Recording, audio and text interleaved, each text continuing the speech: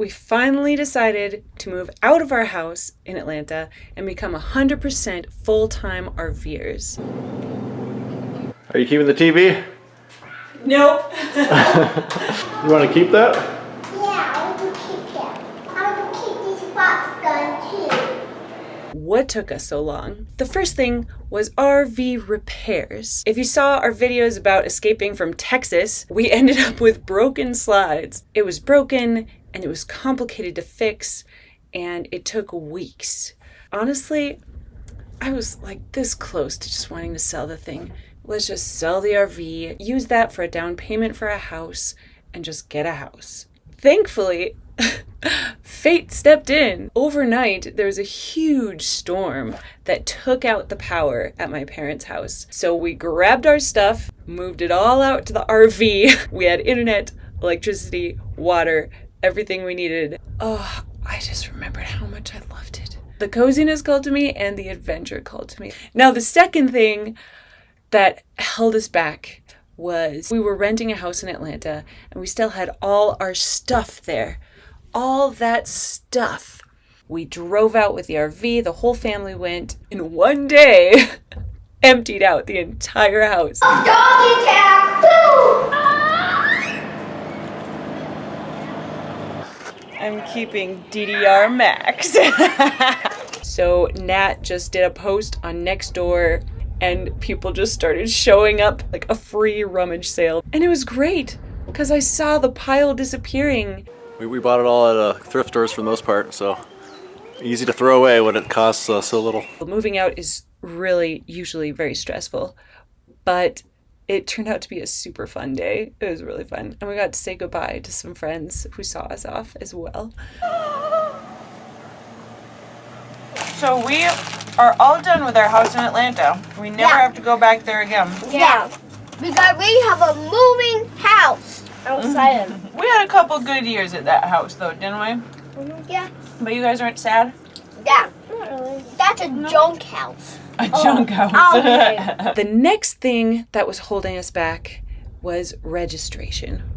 We bought the RV in December and we still hadn't registered it. Why?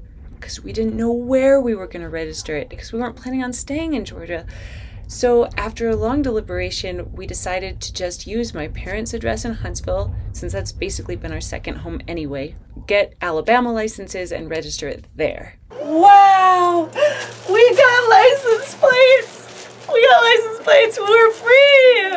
We can put these on and go anywhere. The RV is officially ours now, finally. The fourth thing that held us back was actually being physically stuck.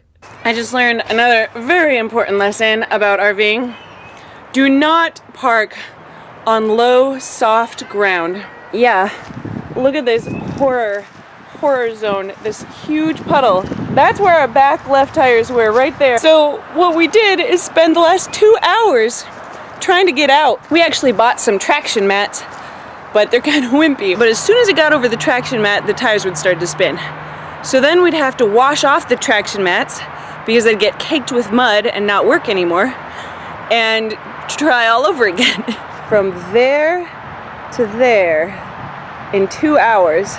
We conferred that the best course of action was to order a load of gravel. All right, guys, this is exciting. I have never operated a bobcat before. Did we hide it? That's one big shovel! So we did it. We got the RV out of the mud. They might still need another layer of gravel to make it a little prettier and a little higher, but it's much more RV friendly. And our RV is now pulled out and free of the mud. We can make our escape at any moment. At that point, there was nothing holding us back. We had all the stuff we need. We were registered. The RV was repaired and fixed and working. We had only the road ahead of us. And the one final touch that we put on the RV before taking off was naming it. Every ship needs a name, and What do you expect from a couple of JavaScript developers working on the road, but a JavaScript themed name? Pending promise has been fulfilled.